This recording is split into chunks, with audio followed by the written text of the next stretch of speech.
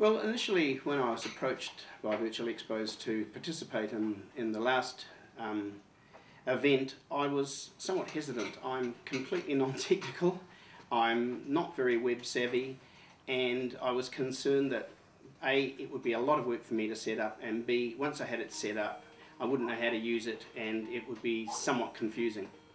However, I have noticed that with Marie Claire and Francis, they were more than helpful. They gave me an enormous amount of support.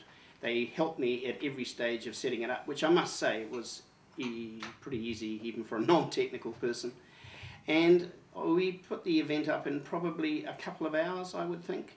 And it's very simple. You can just add your own artwork to banners, and you can take an event and get a stadium or a, can't even think what the thing is. Booth.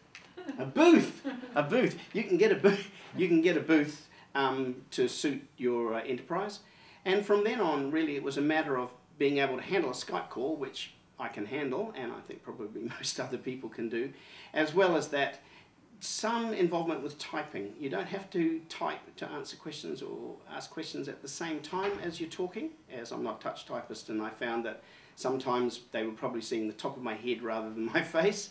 But if you concentrate on just doing one thing at a time, I found it amazingly interesting. I was approached by people from around the world who I would have never reached normally. They were attracted, even though we weren't recruiting at the time, they were attracted to the organisation. They bothered to find out about who we were. They were keen to come to New Zealand and get involved. And at that stage I realised that if I'd actually been participating in this for a real recruitment drive, then we would have had some excellent candidates. And I have followed those people up at a later date and kept in touch with them, because one never knows. So if you were to ask me, was it difficult? No. Was it fun? Yeah, it was actually. And was it successful? Absolutely. I'd recommend it to anybody.